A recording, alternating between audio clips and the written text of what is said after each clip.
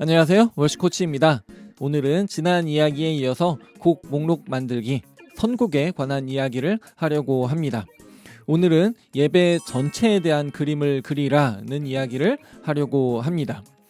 다양한 이유로 교회들마다 예배의 모습은 조금씩 혹은 많이 다릅니다. 어딘가에서는 하지 않는 어떤 순서를 다른 곳에서는 하고, 또 어딘가에서는 큰 비율로 당연하게 하는 것을 다른 곳에서는 하지 않기도 합니다. 이것은 단지 순서가 더 있는지 없는지의 문제는 아닙니다. 예배 순서에는 무엇을 강조할지, 무엇을 배제할지에 대한 생각, 회중과 어떤 분위기와 느낌으로 어떤 경험을 추구하고 무엇을 이야기하며 예배할지에 대한 생각, 곧 예배를 생각하는 신학이 담겨 있습니다. 그리고 찬양팀, 찬양 인도자는 그런 생각 가운데 짜이고 구성된 예배의 일부분, 어떤 특정한 역할을 담당하게 됩니다. 그렇게 찬양팀, 찬양 인도자는 자신에게 주어진 그 시간, 역할만 생각하면서 마치 찬양 시간만 있는 것처럼 그 시간에 모든 것을 끝내려는 것처럼 곡 목록을 만들어서는 안 됩니다.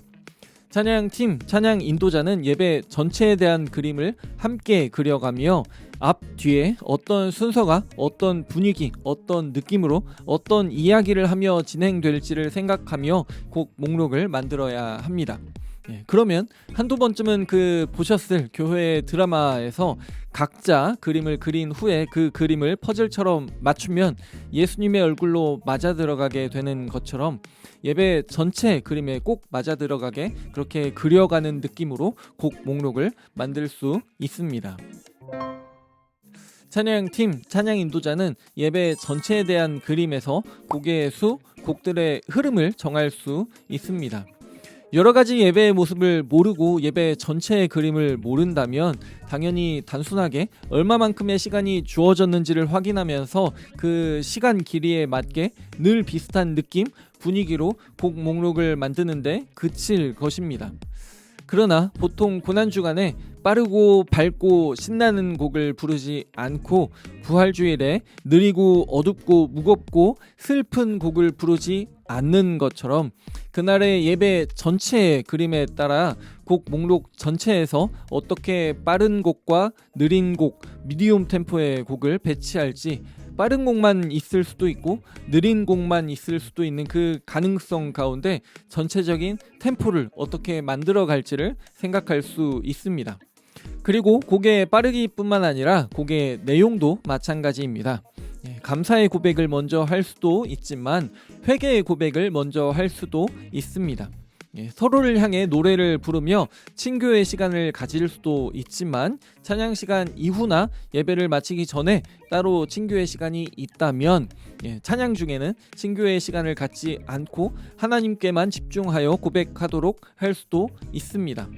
그래서 하나님이 어떤 분이신지, 하나님이 어떤 일을 하셨는지에만 집중하여 찬양과 경배의 고백만을 하도록 할 수도 있지만, 또 때로는 회개, 결단, 헌신 등과 같은 주제로 곡 목록을 만들 수도 있습니다. 이 경우에도 찬양 인도자 혼자서 생각하는 주제가 아닌 예배 전체의 그림에서 찬양 시간에 요구되는 주제로 곡 목록을 만들어야 합니다. 곧 예배 전체에 대한 그림을 알아야 예배 전체에 맞는, 예배 전체에서 찬양팀만 따로 노는 것 같은 그런 이질감이 생기지 않는 찬양팀에게 맡겨진 역할에 맞는 잘 섬기고 도울 수 있는 곡 목록을 만들 수 있습니다. 또 찬양팀, 찬양 인도자는 예배 전체에 대한 그림을 그리기 위해 회중을 파악하고 회중과 항상 대화해야 합니다. 회중에 대해서는 이미 여러 이야기를 했고요. 그것을 참고하시면 좋을 것 같습니다. 어쨌든 찬양팀은 찬양팀만 예배하기 위해 앞에 서지 않고 회중과 함께 예배하기 위해, 그리고 회중을 돕기 위해 앞에 섭니다. 찬양팀을 포함하는 예배팀 전체는 회중을 돕고 섬기기에 찬양팀은 전체 예배팀과 함께 어떻게 회중을 돕고 섬길 수 있을지 고민해야 합니다. 회중을 파악하고 회중과 대화하면서 찬양 인도자는 회중이 어떤 곡을 좋아하는지, 어떤 곡을 싫어하는지, 어떤 곡을 아직 모르는지, 어떤 곡을 부르고 싶어 하는지, 어떤 분위기, 말, 그 진행을 좋아하고 싫어하는지를 확인할 수 있습니다. 이 과정에서 어떤 곡을 계속 부를 곡 목록에 포함시킬지, 그리고 어떤 곡을 배제해야 할지를 결정할 수 있습니다. 물론 회중이 아무리 좋아해도 음악적으로 너무 어렵거나 내용적으로 문제가 있는 곡이라면 당연히 찬양 인도자가 곡 목록에서 뺄 수 있습니다. 마찬가지로 찬양 인도자가 아무리 좋아해도 회중이 싫어하는 곡이라면 당연히 곡 목록에서 뺄 수 있어야 합니다. 이런 과정을 통해 찬양 인도자는 한 달, 한 분기, 1년과 같이 일정 기간 동안 사용할 곡 목록을 만들어서 그 안에서 선곡할 수도 있고, 어느 정도의 주기 동안 계속 곡 목록에 포함시킬 곡을 정할 수도 있습니다. 그리고 회중을 알아가면서 어느 정도로 새로운 곡을 추가할지도 결정할 수 있습니다.